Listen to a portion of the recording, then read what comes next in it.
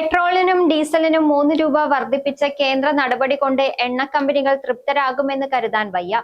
കാരണം 3 രൂപ വർധനവ് കൊണ്ട് നിലവിൽ കമ്പനികൾ നേരിടുന്ന പ്രതിസന്ധി മറികടക്കാൻ കഴിയില്ലെന്നാണ് എണ്ണ കമ്പനികളുമായി ബന്ധപ്പെട്ട വൃത്തങ്ങളും വിപണി വിദഗ്ധരും സൂചിപ്പിക്കുന്നത്. പ്രതിദിനം 1000 കോടിക്ക് മുകളിൽ എണ്ണ കമ്പനികൾക്ക് നഷ്ടമുണ്ടെന്ന കണക്കുകൾ നേരത്തെ പുറത്തു വന്നിരുന്നു. 1 ലിറ്റർ പെട്രോൾ 20 രൂപ നഷ്ടത്തിലും ഡീസൽ ശരാശരി 42 രൂപ നഷ്ടത്തിലുമാണ് വിൽക്കുന്നതെന്നാണ് പൊതുമേഖലാ എണ്ണ കമ്പനികൾ വിശദീകരിച്ചിരിക്കുന്നത്. തീരുവ കുറച്ച് കേന്ദ്ര സർക്കാർ നഷ്ടത്തിന്റെ ഒരു വിഹിതം ഏറ്റെടുത്തുവെങ്കിലും അതും മതിയാവില്ലെന്നാണ് കമ്പനികൾ പറയുന്നത്. ഇന്ധനവിലയുടെ നിലവിലുള്ള വർധനവ് ആദ്യഘട്ടം മാത്രമാണെന്നും വരും ദിവസങ്ങളിൽ വില വീണ്ടും ഉയരുമെന്നും പണപ്പെരുപ്പത്തെ ഭയന്നാണ് 3 രൂപ മാത്രം കൂട്ടിയതെന്നുമാണ് സ്ട്രാറ്റജിസ്റ്റുകൾ പറയുന്നത്. ഇന്ധനവില 5 രൂപ മുതൽ 30 വരെ വർദ്ധിക്കുമെന്നാണ് പല വിപണി വിദഗ്ധരും പ്രതീക്ഷിച്ചിരുന്നത്. എന്നാൽ പണപ്പെരുപ്പം ഭയന്ന് തൽക്കാലത്തേക്ക് വില വർധനവ് 3 രൂപയിൽ ഒതുക്കി. എന്നാൽ പെട്രോൾ വിലയിൽ 20 രൂപയുടെയും ഡീസലിൽ 30 രൂപയുടെയും വർധനവുണ്ടാകാൻ അധിക താമസമുണ്ടാവില്ലെന്നാണ് റിപ്പോർട്ട്.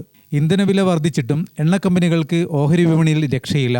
പൊതുമേഖലാ കമ്പനികളായ Hindustan petroleum, Bharat petroleum, Indian oil corporation എന്നീ പൊതുമേഖലാ കമ്പനികളുടെ ഓഹരികൾ നഷ്ടത്തോടെയാണ് വ്യാപാരം തുടങ്ങിയത്.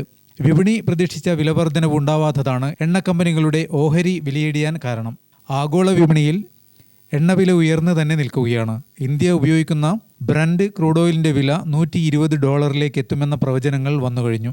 നിലവിൽ $110 ബ്രന്റ് ക്രൂഡ് ഓയിലിൻ്റെ വ്യാപാരം അന്താരാഷ്ട്ര വിപണിയിൽ പുരോഗമിക്കുന്നത്. News desk Gramika.